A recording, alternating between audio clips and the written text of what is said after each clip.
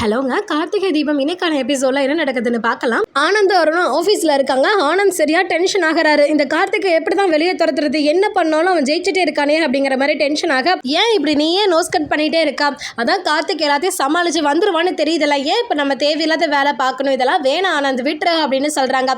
இல்லை கண்டிப்பாக நான் விட மாட்டேன், நான் சவாலை ஜெயிச்சே ஆகணும், ஏதோ ஒன்று பண்ண தான் போகிறேன் அப்படின்னு ஆனந்த் சொல்லிட்டு இருக்கா. வெளியே வந்துட்டு லேபர்ஸ் எல்லாருமே கார்த்திக் கிட்ட பேசுகிறாங்க. அப்போ கார்த்திக் சொல்கிறாங்க, ரொம்ப தேங்க்ஸ், 2 மணி நேரம் நீங்கள் எக்ஸ்ட்ரா வேலை பார்த்து கொடுத்ததுக்கு, மிஷின் ரிப்பேர்னு சொல்லி அதிலே 2 மணி நேரம் போயிடுச்சு, அதுக்கு ஈட வந்துட்டு நீங்கள் பார்த்து கொடுத்ததுக்கு ரொம்ப தேங்க்ஸ் அப்படின்லாம் சொல்லிட்டு இருக்கும்போது அந்த லேபர்ஸ் எல்லாருமே ரொம்ப பெருந்தன்மையாக சொல்கிறாங்க, பரவாயில்ல சார், காலையிலே 2 மணி நேரம் வேலை இல்லாமல் போச்சு இல்லை, அதுக்கு ஈட வந்து நம்ம செஞ்சாச்சு, இதில் என்ன இருக்குது, அது இல்லாமல் உங்கள் வீட்டு பிரச்சனை இல்லை, எங்களுக்கு இது கொஞ்சம் தெரிய வந்துச்சு சார், அது எல்லாத்தையும் தாண்டிட்டு தானே நீங்கள் இங்கே இருக்கீங்க, அது இல்லாமல் எங்களுக்கு எவ்வளோ உதவி பண்ணியிருக்கீங்க, வந்துட்டு சாப்பாடை வந்து மாற்றி கொடுத்துருக்கீங்க, என்ன கேள்வினாலும் எதிர்த்து கேட்கணும்னு சொல்லி கொடுத்துருக்கீங்க, இதுக்காகனாச்சும் நான் உங்களுக்கு பண்ண மாட்டோமா அப்படின்னுலாம் சொல்லி பேசுகிறாங்க. அடுத்த சீனில் தீபாவை காட்டுறாங்க. தீபா வந்துட்டு சொல்கிறாங்க, அத்தை அவருக்கு பிடிச்ச எல்லாத்தையுமே சமைச்சு முடிச்சாச்சு, அவர் வந்தாருன்னா சாப்பிட்றலாம் அப்படின்னு சொல்லி பேசிகிட்டு இருக்காங்க. ஏன் இன்னும் வரலையே கார்த்திக் அப்படிங்கும்போது, இல்லை அத்தை அவர் கால் பண்ண நேரத்துக்கு இந்நேரம் வந்திருக்கணும், இன்னொரு டைம் கால் பண்ணி பார்க்கவா அப்படின்னு சொல்லி தீபா கேட்க, அப்போ அபிராமி இல்லை இன்னைக்கு தானே முதல் நாள், அப்படி இப்படி தான் இருக்கும், வந்துடுவான் அப்படிங்கிறாங்க. அப்போ ஒரு கார் வருது, கார்த்திக் வந்தாச்சு, சரி நீ போய் சாப்பாடெல்லாம் எடுத்துவே நான் வந்து பரிமாறேன் அப்படின்னு அபிராமி ரொம்ப சந்தோஷமாக சொல்லிட்டு இருக்கும்போது, அத்தை அவங்க மேனேஜிங் டைரக்டராக போகல அத்தை, இன்னைக்கு ஒரு லேபராக தான் போயிருக்காரு, காரில் போகல அப்படிங்கிறாங்க. ஆமால அப்படின்னு சொல்லி மறுபடியும் ஃபேஸ்லாம் வாடிடுது அபிராமிக்கு. அப்போ ஆனந்தும் அருணும் நேராக உள்ளே வராங்க. ஆனந்த் அவர் பாட்டுக்கு ரூம்குள்ளே போயிடுறாரு. அருண் வந்தோடனே அபிராமி சந்தோஷமா, அருண் இங்கே வாப்பா அப்படின்னு சொல்லி கூப்பிடுறாங்க. அம்மா அப்படின்ட்டு அவர் பக்கத்தில் வரும்போதே ஐஸ்வர்யா ரூம்ல இருந்து கத்துறாங்க. அருண் அப்படின்னு கத்தும்போது உன் பொண்டாட்டி கூப்பிட்டா போப்பா அப்படின்னு சொல்கிறாங்க. அப்போ உள்ளே போனோடனே ஐஸ்வர்யா என்னாச்சு, இன்னைக்கு அந்த கார்த்திக்கு ஒர்க்கு ரொம்ப அதிகமாக தலை தெரிச்சிட்டானா அப்படின்னு எல்லாம் கேட்குறாங்க.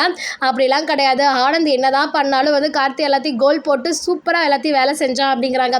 என்ன சொல்கிறாரு அப்படின்னு வந்து ஐஸ்வர்யா ஷாக்காக, அப்படி என்ன பண்ணா அப்படின்னு கேட்கும் போது, ஆமாம் காலையில் 2 மணி நேரம் வந்துட்டு மிஷின் ரிப்பேர் ஆகிடுச்சு, அதை கார்த்திக்கே ரெடி பண்ணி எக்ஸ்ட்ரா வேறு 2 மணி நேரம் ஓவர் டைம் பண்ணியிருக்கான், ஆனந்த் வந்துட்டு எப்படியாச்சும் கம்மியாக காட்டி அவனை கம்பெனி விட்டு துரத்தலாம் அப்படின்னு பார்த்தா, ஆனால் இன்றைக்கின்னு பார்த்து 10 லட்சம் ப்ராஃபிட் வந்துருக்கு கார்த்திக்னால அப்படின்லாம் சொல்கிறாங்க. அப்படியே ஐஸ்வர்யாக்கு கடுப்பாகுது, முதல் நாள் தானே அதனால சுறுசுறுப்பாக பண்ணியிருப்பான், இன்னும் 29 நாள் இருக்குல்ல, கண்டிப்பாக கார்த்திக்னால முடியாது அப்படின்னு சொல்லி அவங்களே சொல்லிக்கிறாங்க. அருண் அதெல்லாம் சமாளிச்சிருவான் அப்படின்னு சொல்லிட்டு அவர் போயிடுறாரு. அப்போ வந்துட்டு வெளியே வந்து வெயிட் பண்ணிட்டு இருக்காங்க அபிராமியும் தீபாவும், என்ன இவர் காணும் அப்படின்ட்டு பார்த்துட்டு இருக்கும்போது கார்த்திக் வந்துடுறாங்க. அவங்க 2 பேத்துக்கு அவ்வளோ சந்தோஷம். கார்த்திகை பார்த்தோன்னே ஏப்பா எப்படி இருந்துச்சு கம்பெனி அப்படிங்கும்போது, ரொம்ப சூப்பராக இருந்துச்சுமா அப்படிங்கிறாங்க. எல்லாமே எனக்கு ஓகே தாமா அப்படிங்கிற மாதிரி வந்துட்டு கார்த்திக் சொல்கிறாங்க. சரிப்பா வா சாப்பாடு எடுத்து வைக்கிறேன் அப்படிங்கிறாங்க. அத்தை அவர் போய் குளிச்சுட்டு வந்துட்டோம் அப்புறம் சாப்பிடலாம் அப்படிங்கும்போது கார்த்திக்கும் போய் மேலே போய் குளிச்சுட்டு வந்து சாப்பிட்றதுக்கு உட்காந்துருக்காரு. 2 பேரும் வந்து மாற்றி மாற்றி பரிமாறதுக்கெல்லாம் எடுத்து வச்சுட்டு இருக்காங்க. அப்போ நேராக ஐஸ்வர்யா வந்தனையும், ஐஸ்வர்யாவா அருணையும் வர சொல்லி சாப்பிட்லாம் அப்படிங்கிறாங்க. அத்தை ஏன்னா ரூல்ஸ் எல்லாம் உங்களுக்கு மறந்துருச்சா, நான் வந்துட்டு ஒரு பட்சமாக பேசுகிறேன்னு நினைக்காதீங்க, ரூல்ஸ்னால் எல்லாத்துக்கும் காமனான ரூல்ஸ் தான், கார்த்திக் வந்துட்டு ஒரு லேபராக இருக்கிறதா சொல்லியிருக்காரு, 30 நாள் எந்த வசதி வாய்ப்பு இல்லாத, ஆனால் இப்படி ஏசி ஹாலில் உட்காந்துட்டு டைனிங் ஹாலில் உட்காந்துட்டு அது விதவிதமாக சாப்பிட்றதுக்கெல்லாம் லேபர்ஸ்னால முடியுமா அப்படின்னு கேட்க, அப்போ அபிராமிக்கு ரொம்ப கோவம் வந்துடுது.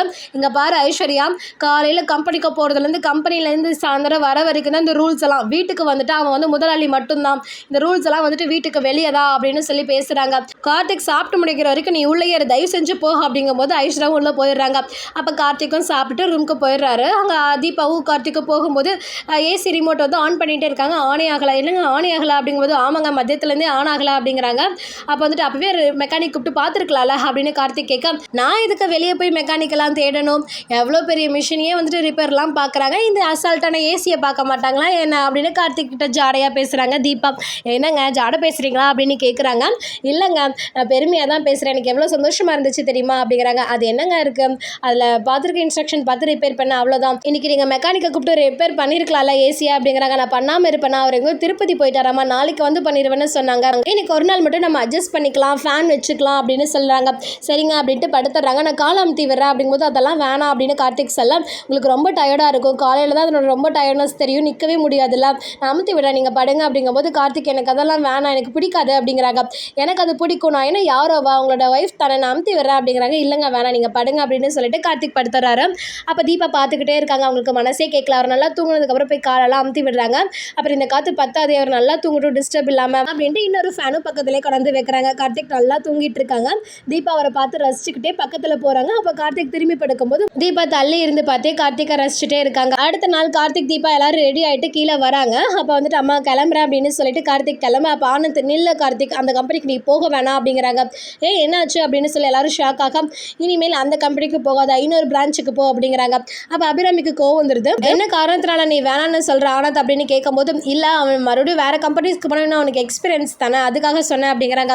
இல்லை இது உண்மையான காரணம் கிடையாது, என்ன காரணம்னு சொல்லு அப்படின்னு வந்து அபிராமி கேட்க, ஆமாம் இங்கே போனோம் அவன் தான் முதலாளின்னு எல்லா லேபர்ஸ்க்கும் தெரியுது, அதனால் அவனுக்கு அட்வான்டேஜாக இருக்குது அப்படிங்கிறாங்க. அப்போ கார்த்திக் தெரிஞ்சா என்ன, ஏன்னா என்னோட வேலையை கரெக்டாக தானே செய்கிறேன் அப்படிங்கிறாங்க.